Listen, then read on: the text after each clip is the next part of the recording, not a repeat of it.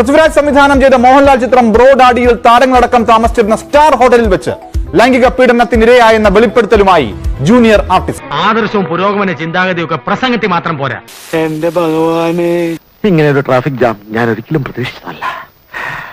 ഒരിക്കലും. അതിനിപ്പോഴല്ലേ ഇങ്ങനെ ഒരു കുരിശ് ഞാൻ തന്നെ അറിയണത്. ഉരുളല്ലേ. നിന്റെ കാര്യം പറഞ്ഞപ്പോ നാക്കെടുത്തതേ ഉള്ളൂ. മോളെ KCB വെച്ചേ മിക്കവാറും TV കാണാം. സിനിമയുടെ അസിസ്റ്റന്റ് ഡയറക്ടറായ കൊല്ലം സ്വദേശി മൻസൂർ റഷീദ് മയക്കുമരുന്ന് കലർത്തിയ ശീതളപാനീയം നൽകി മയക്കി ലൈംഗിക പീഡനം നടത്തിയെന്നാണ് ഇവരുടെ ഞെട്ടിക്കുന്ന തുറന്നു പറച്ചിൽ. കഷ്ടായി പോയി. വെടിവെച്ച് കൊല്ലണപ്പാന്തിനെ. ആളെ നാണം കിടത്തിയിട്ട് നാട്ടുകാർക്ക് മുഴുവൻ ചിരിക്കാനുള്ള വകയുണ്ടാക്കിയിട്ട് വന്ന് നിൽക്കുന്നുണ്ടല്ലേ എരപ്പൻ. ഞാൻ സുരക്ഷിതമാക്കാം എന്നെനിക്ക് നിങ്ങളോട് ഇന്ന് പ്രോമിസ് ചെയ്യാൻ കഴിയുന്നത് എനിക്ക് ചുറ്റുമുള്ള വർക്ക് സ്പേസ് മാത്രമാണ്. ഞാൻ പിന്നെ പ്രത്യേകിച്ച് ഇവിടെയുള്ള മറ്റുള്ളവരെ പോലെയല്ല, ആത്മാർത്ഥതയുള്ള കൂടുതലാണ്. എനിക്ക് വിശ്വാസമുണ്ട്. തരൂർ മാന്യനാണ്, ഒരു അന്തസ്സുണ്ട്. ഇതിനപ്പുറം ഞാൻ സുരക്ഷിതമാക്കാം എന്നെനിക്ക് നിങ്ങളോട് ഇന്ന് പ്രോമിസ് ചെയ്യാൻ കഴിയുന്നത് എനിക്ക് ചുറ്റുമുള്ള വർക്ക് സ്പേസ് മാത്രമാണ്.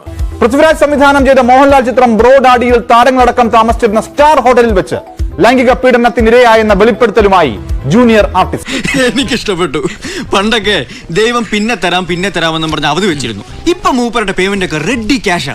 ചെയ്ത ജോലിക്ക് അപ്പ കിട്ടും. 2023 ഹൈദരാബാദ് പോലീസ് ഇതുമായി ബന്ധപ്പെട്ട് ഇവർ പരാതി നൽകിയിരുന്നു. സംഭവം നടന്ന ശേഷം പൃഥ്വിരാജിന്റെ മാനേജറോടക്കം പരാതി പറഞ്ഞിട്ടും എമ്പുരാൻ എന്ന ചിത്രത്തിന്റെ ആദ്യ ഷെഡ്യൂളിൽ പ്രതിയെ ഉൾപ്പെടുത്തിയെന്നും ആരോപിക്കുന്നു. പരിചയമുള്ളവരെ തന്നെ വഞ്ചിക്കുന്നത് നല്ലതാ, ഇല്ലടാ. ഇത് എവിടെ നോക്കിയാലും ഇത് തന്നെയാണ്. കഷ്ടകാലം വരുമ്പോ എല്ലാ നാളുകളും വണ്ടിയും പിടിച്ചിങ്ങ് വരുമല്ലോ.